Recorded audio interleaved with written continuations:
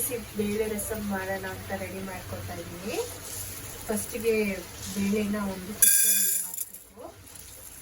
ನೋಡಿ ನಿಮ್ಗೆ ಎಷ್ಟು ಬೇಳೆ ಕ್ವಾಂಟಿಟಿ ಬೇಕಾಗುತ್ತೋ, ಎಷ್ಟು ಜನ ತಿನ್ಬೇಕಾಗುತ್ತೋ ಅಷ್ಟು ಬೇಳೆ ಹಾಕ್ಕೊಂಡು ಬೇಯಿಸ್ಕೊಂಡ್ರೆ ಸಾಕು. ಈಗ ಬೇಳೆನ ತೊಳೆದು ಕುಕ್ಕರ್ಗೆ ಹಾಕ್ಕೊಂಡಿದ್ದೀನಿ. ಅದಕ್ಕೆ ಸ್ವಲ್ಪ ಅರಿಶಿನ ಪುಡಿ ಹಾಗೆ ಟೊಮೆಟೊ ಹಾಕಬೇಕು. ಟೊಮೆಟೊ ಹಾಕ್ಕೊತಿದ್ದೀನಿ. ಮೀಡಿಯಮ್ ಸೈಜ್ ಗಾತ್ರದ ಒಂದು 3 ಟೊಮೆಟೊ ಹಾಕ್ಕೊತಿದ್ದೀನಿ. ಹಾಕ್ಕೊಂಡು ಬೇಳೆ ಬೇಯಲಿಕ್ಕೆ ಎಷ್ಟು ನೀರು ಬೇಕೋ ಅಷ್ಟು ನೀರನ್ನ ಹಾಕ್ಕೊಂಡು ಬೇಳೆ ಬೇಯಿಸೋದಕ್ಕೆ ಈಗ ಇಡ್ತಾ ಇದ್ದೀನಿ. ಕುಕ್ಕರ್ ಮುಚ್ಚಿ ಬೇಳೆ ಬೇಯಿಸಲಿಕ್ಕೆ ಇಟ್ಟಿದ್ದೀನಿ. ಒಂದು 3ರಿಂದ 4 ವಿಜಿಲು ಬೇಳೆ ನಿಮ್ಮದಾಗೋವರೆಗೂ ವಿಜಿಲ್ ತುಗಿಸ್ಕೊಳ್ಳೋಣ. ಈ ಮಳೆಲಿ ಬಳಿ ಬೇರೆ ರಸಂ ಮಾಡ್ಕೊಂಡ್ರೆ ಹೇಗೆ? ಅದಕ್ಕೆ ಸೈಡ್ ಡಿಶ್ ಬೇಡವಾ? ಅದಕ್ಕೆ ಪೆಪ್ಪರ್ ಚಿಕನ್ ಫ್ರೈ ಮಾಡೋಣ ಅಂಥೇಳಿ ರೆಡಿ ಮಾಡ್ಕೊತಾ ಇದ್ದೀನಿ. ಏನಿಲ್ಲ, ಬೇಳೆ ಕೂಗೋ ಅಷ್ಟರಲ್ಲಿ ಈ ಐಟಮ್ಸ್ ಎಲ್ಲ ರೆಡಿ ಮಾಡಿ ಇಟ್ಕೊಂಡ್ರೆ ಬೇಗ ಆಗಿಬಿಡುತ್ತೆ. ಅದಕ್ಕೆ ಬೇಕಾಗಿರೋ ಸಾಮಗ್ರಿಗಳು ಏನೇನಂದರೆ ಅರಿಶಿನ, ಕಾಳು ಮೆಣಸು ಪುಡಿ, ಗರಂ ಮಸಾಲ, ಕಲ್ಲುಪ್ಪು, ಕರಿಬೇವಿನ ಸೊಪ್ಪು, ಹಸಿಮೆಣಸಿನ್ಕಾಯಿ, ಕೊತ್ತಂಬರಿ, ಮೊಸರು, ಶುಂಠಿ ಬೆಳ್ಳುಳ್ಳಿ ಪೇಸ್ಟ್, ಅಚ್ಚ ಖಾರದ ಪುಡಿ ಹಾಗೂ ಧನಿಯಾ ಪುಡಿ. ಈಗ ನಾನು ತೋರಿಸಿರೋ ಸಾಮಗ್ರಿಗಳನ್ನೆಲ್ಲ ಚಿಕನ್ಗೆ ಹಾಕಿ ಮಿಕ್ಸ್ ಮಾಡ್ಕೊಳ್ಳೋಣ.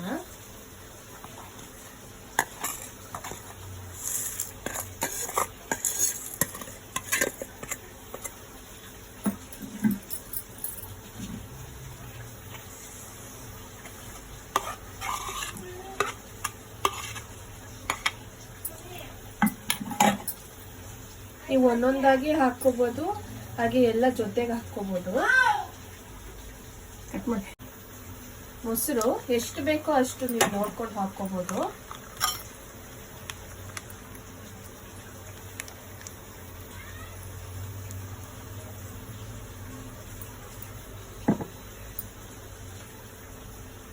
ಖಾರ ಕೂಡ ಅಷ್ಟೇ, ಯಾಕಂದರೆ ನಾವಿಲ್ಲಿ ಹಸಿಮೆಣಸಿನ್ಕಾಯಿ ಹಾಕ್ಕೊಂಡಿದ್ದೀವಿ, ಆಮೇಲೆ ಕಾಳು ಮೆಣಸು ಪುಡಿ ಹಾಕ್ಕೊಂಡಿದ್ದೀವಿ. ಖಾರದ ಪುಡಿ ಎಷ್ಟು ಬೇಕೋ ಅಷ್ಟು ನೀವು ನೋಡ್ಕೊಂಡು ಹಾಕ್ಕೋಬೋದು.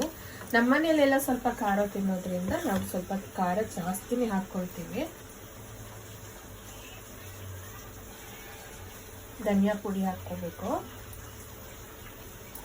ಇದೆಲ್ಲ ಇದನ್ನು ಮಿಕ್ಸ್ ಮಾಡ್ಕೋಬೇಕಾಗುತ್ತೆ. ಅದಕ್ಕೋಸ್ಕರ ನಾನು ಕಬಾಬ್ ಎಣ್ಣೆನೇ ಯೂಸ್ ಮಾಡ್ಕೊತಾ ಇದ್ದೀನಿ. ನಿಮಗೆ ಬೇಡ, ನಿಮ್ಗೆ ಆಗಲ್ಲ ಅಂದರೆ ನೀವು ಫ್ರೆಶ್ ಎಣ್ಣೆ ಕೂಡ ತಗೋಬೋದು. ತುಂಬ ದಿವಸ ಏನು ಆಗಲಿಲ್ಲ ಕಬಾಬ್ ಮಾಡಿ, ನಾವು ತುಂಬ ದಿವಸದ ಬಳಕೆನೂ ಮಾಡೋದಿಲ್ಲ.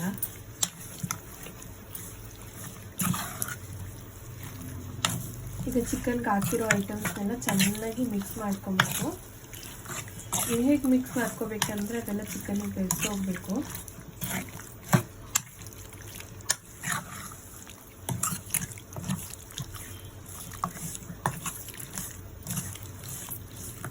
ಇದನ್ನು ಚೆನ್ನಾಗಿ ಮಿಕ್ಸ್ ಮಾಡ್ಕೊಂಡಿದ್ದೀನಿ. ಈಗ ಒಂದು 20ರಿಂದ 30 ನಿಮಿಷ ಚೆನ್ನಾಗಿ ಮ್ಯಾರಿನೇಟ್ ಆಗಬೇಕು.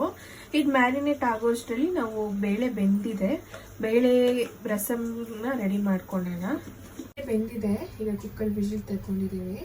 ಬೇಳೆ ರಸಂಗೆ ಬೇಕಾಗಿರೋ ಸಾಮಗ್ರಿಗಳು ನೋಡ್ಕೊಳ್ಳೋಣ ಬನ್ನಿ. ಇದು ಹುಣಸೆ ಹಣ್ಣು ಕಮ್ಮಿಯಾಗಿ ತೊಗೊಂಡಿದ್ದೀವಿ ಅಂದರೆ ನಮ್ಮ ಮನೇಲಿ ಹುಳಿ ಯಾರು ಜಾಸ್ತಿ ತಿನ್ನೋದಿಲ್ಲ. ಮತ್ತು ಬೇಳೆ ಬೇಯಿಸ್ಕೊಳ್ಳೋವಾಗ ನಾವು ಟೊಮೆಟೊ ಹಾಕ್ಕೊಂಡಿದ್ದೀವಲ್ಲ, ಹುಳಿ ಸ್ವಲ್ಪ ಇರುತ್ತೆ. ಮತ್ತು ಇದು ಉಪ್ಪು, ಅರಿಶಿನ, ಪೆಪ್ಪರ್ ಪುಡಿ ಮತ್ತು ಜೀರಿಗೆ ಪುಡಿ. ಇದರಲ್ಲಿ ಬೆಳ್ಳುಳ್ಳಿ, ಕೊತ್ತಂಬರಿ, ಕರಿಬೇವಿನ ಸೊಪ್ಪು ಹಾಗೆ ಒಣಮೆಣಸಿನ್ಕಾಯಿ. ಜೀರಿಗೆ ಮತ್ತು ಕರಿಮೆಣಸು ಎರಡು ಉದ್ಬಿಟ್ಟು ಮನೇಲೇ ಪುಡಿ ಮಾಡ್ಕೊಂಡಿರೋದು. ಸಪೋಸ್ ಈಗ ಏನಾದರೂ ಕರೆಂಟ್ ಹೋಯ್ತು ಅಂದರೆ ನಮಗೆ ರುಬ್ಲಿಕ್ಕೆ ಆಗೋದಿಲ್ಲ ಅಲ್ಲ, ಅದಕ್ಕೆ ಇನ್ಸ್ಟೆಂಟಾಗಿರಲಿ ಅಂತ ಹೇಳಿ ನಾವು ಫಸ್ಟೇ ಪೌಡರ್ ಮಾಡಿ ಇಟ್ಕೊಂಡಿರ್ತೀವಿ. ಇಷ್ಟೆಲ್ಲ ಐಟಮ್ಸ್ನ ರಸಮ್ಗೆ ಯೂಸ್ ಮಾಡೋದು. ಇದೇನು ಗೊತ್ತಿಲ್ಲ ಅಂತ ಏನಿಲ್ಲ, ಆದರೆ ನ್ಯೂ ಬಿಗಿನರ್ಸ್ಗೆ ತುಂಬ ಹೆಲ್ಪ್ ಆಗುತ್ತೆ, ಈಸಿ ಆಗಲಿ ಅಂತ ಹೇಳಿ ತೋರಿಸ್ತಿರೋದು. ತುಂಬ ಜನಕ್ಕೆ ಗೊತ್ತಿರುತ್ತೆ. ನೀರೆಲ್ಲ ಬಸ್ತಾದ್ಮೇಲೆ ಈಗ ಏನು ಬೇಯಿಸ್ಕೊಂಡಿರ್ತೀವಲ್ಲ ಕುಕ್ಕರ್ಗೆ ಹಾಕಿ ಟೊಮೊಟೊ ಮತ್ತು ಬೇಳೆ ಅದನ್ನೆಲ್ಲ ಮಸ್ಕೊಳ್ಬೇಕು. ಇದು ನಮ್ಮ ಸ್ಟೈಲ್ ರಸಮ್ ಅಷ್ಟೇ, ಕೆಲವರು ತುಂಬ ಡಿಫ್ರೆಂಟಾಗಿ ಮಾಡ್ತಾರೆ. ಚೆನ್ನಾಗಿ ಮಸ್ಕೋಬೇಕು ಬೇಳೆ. ಇದು ರಸಮ್ ಆಗಿರೋದ್ರಿಂದ ತರಿಯಾಗಿ ಇರಬೇಕಂತ ಏನೂ ಇಲ್ಲ. ಇದ್ರೂ ಓಕೆನೆ, ಇಲ್ಲದೆ ಇದ್ರೂ ಓಕೆನೆ. ತುಂಬ ತೆಳ್ಳಗಿದ್ರೆ ಅಂದರೆ ರಸಮ್ ಆಗುತ್ತಲ್ವಾ. ಈಗ ಒಗ್ಗರಣೆ ಹಾಕೊಳ್ಳಿಗೆ ಒಂದು ಪಾತ್ರೆ ತಗೊಂಡಿದ್ದೀವಿ. ಪಾತ್ರೆಯಲ್ಲಿ ಸ್ವಲ್ಪ ಸಾಸಿವೆ ಹಾಕೊಂಡು, ಎಣ್ಣೆ, ನೀವು ಯಾವ ಅಡಿಗೆ ಎಣ್ಣೆ ಯೂಸ್ ಮಾಡ್ತಿದ್ದೀರೋ ಅದನ್ನೇ ಯೂಸ್ ಮಾಡ್ಕೋಬಹುದು. ಸಾಸಿವೆ ಎಲ್ಲ ಸ್ವಲ್ಪ ಸಿಡಿದ ಮೇಲೆ, ಸಾಸಿವೆ ಈಗ ಚಿಟಪಟ ಅಂತ ಇದೆ.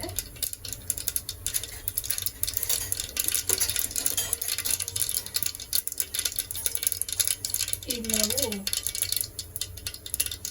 ಕರಿಬೇವು,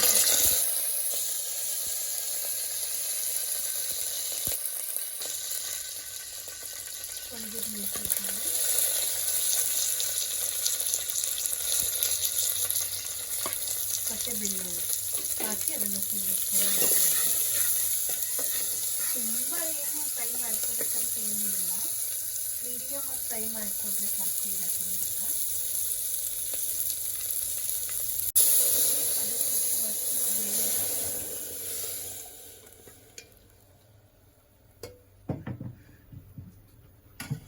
ಹಾಗೂ ಹುಣಸೆ ನೀರು.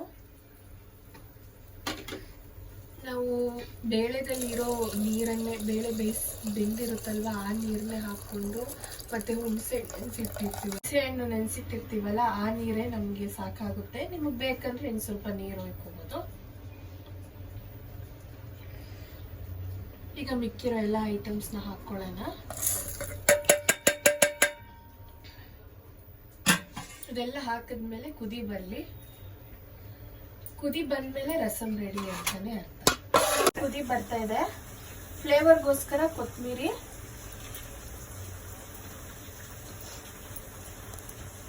ಮತ್ತೆ ಇನ್ನೊಂದ್ಸಾರಿ ಕರಿಬೇವಿನ ಸೊಪ್ಪು ಹಾಕೊಳ್ಳೋಣ ಒಂದು ಫ್ಲೇವರ್ಗೋಸ್ಕರ.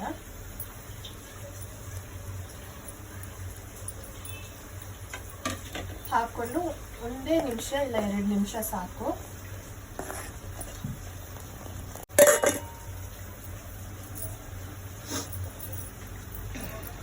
ಈಗ ಆಫ್ ಮಾಡಿ ಇಳಿಸ್ಕೊಳ್ಳೋಣ.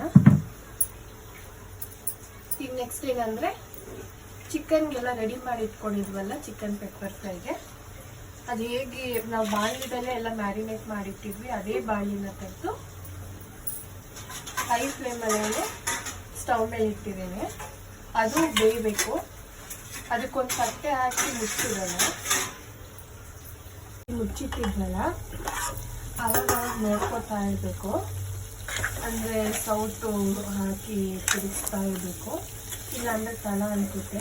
ಯಾಕಂದರೆ ನಾವು ಇದಕ್ಕೆ ನೀರೇನು ಹಾಕಿರಲ್ಲ, ನಾನು ಏನು ಎಣ್ಣೆ ಹಾಕಿರ್ತೀವಲ್ಲ ಎಣ್ಣೆದಲ್ಲೇ ಫ್ರೈ ಆಗಬೇಕು, ಎಣ್ಣೆದಲ್ಲೇ ಬೇಯಬೇಕು. ಅದಕ್ಕೋಸ್ಕರ ಈಗ ಆಲ್ಮೋಸ್ಟ್ ರೆಡಿ ಆಗಿದೆ, ಇನ್ನೂ ಸ್ವಲ್ಪ ಡ್ರೈ ಆಗಬೇಕು. ಈಗ ನೋಡೋಣ ಏನಾಗಿದೆ ಅಂತ. ಓಕೆ, ಚಿಕನ್ ಈಗ ರೆಡಿ ಆಗಿದೆ. ಪ್ಲೇಟಲ್ಲಿ ಸರ್ವ್ ಮಾಡಿ ತಿನ್ನೋದು ಒಂದೇ ಇರೋದು. ನೋಡಿ ಚೆನ್ನಾಗಿ ಬೆಂದಿದೆ. ನಾವು ಯಾಕೆ ನೀರು ಹಾಕ್ಕೊಳ್ಳೋದಿಲ್ಲ ಅಂದರೆ ಚಿಕನ್ನಲ್ಲೇ ನೀರು ಬಿಟ್ಕೊಳ್ಳುತ್ತೆ. ಸೊ ನಮಗೆ ಡ್ರೈ ಫ್ರೈ ಬೇಕು ಅಂತ ಅಂದಾಗ ನಾವು ಡೀಪ್ ಫ್ರೈ ಅಂದರೆ ನಾವು ಆಯಿಲ್ ಹಾಕ್ತೀವಲ್ಲ, ಆಯಿಲಲ್ಲೇ ಫ್ರೈ ಮಾಡ್ಕೋಬೇಕು.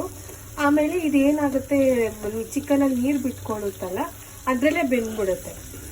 ಅಂದರೆ ನೀವು ಮೀಡಿಯಮ್ ಫ್ಲೇಮಲ್ಲಿ ಇಟ್ಕೊಂಡು ಇದು ಮಾಡಬೇಕು. ತುಂಬ ಸಿಮ್ಮಾಗಿ ಇಟ್ಕೋಬಾರ್ದು, ತುಂಬ ಜೋರಾಗಿ ಇಟ್ಕೋಬಾರ್ದು. ಮೀಡಿಯಮ್ ಫ್ಲೇಮಲ್ಲಿ ಇಟ್ಕೊಂಡು ನೀವು ಫ್ರೈ ಮಾಡ್ಕೋಬೇಕು. ಈಗ ಕಂಪ್ಲೀಟ್ಲಿ ಚಿಕನ್ ರೆಡಿ ಆಗುತ್ತೆ. ಮ್ಯಾರಿನೇಷನ್ ತುಂಬ ಇಂಪಾರ್ಟೆಂಟು. ಮ್ಯಾರಿನೇಟ್ ಮಾಡಿ ಇದನ್ನು ರೆಡಿ ಮಾಡ್ಕೋಬೇಕು.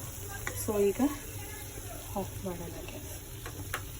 ಈಗ ರಸಮ್ ರೆಡಿ ಆಗಿದೆ, ಚಿಕನ್ ಪೆಪ್ಪರ್ ಫ್ರೈ ಕೂಡ ರೆಡಿ ಆಗಿದೆ. ಪ್ಲೇಟಿಗೆ ಸರ್ವ್ ಮಾಡಿದ್ದೀವಿ. ನೋಡಿ ಹೇಗಿದೆ ಅಂತ. ಬ್ಯಾಟಿಂಗ್ ಮಾಡೋದಷ್ಟೇ ಈಗ ಒಂದು ಬಾಕಿ. ನಿಮಗೆ ಇವತ್ತು ರೆಸಿಪಿ ಇಷ್ಟ ಆದಲ್ಲಿ ಪ್ಲೀಸ್ ನಮ್ಮ ಯೂಟ್ಯೂಬ್ ಚಾನೆಲ್ನ ಸಬ್ಸ್ಕ್ರೈಬ್ ಮಾಡಿ ಹಾಗೂ ಬೆಲ್ ಬಟನ್ ಐಕಾನ್ ಕ್ಲಿಕ್ ಮಾಡಿ.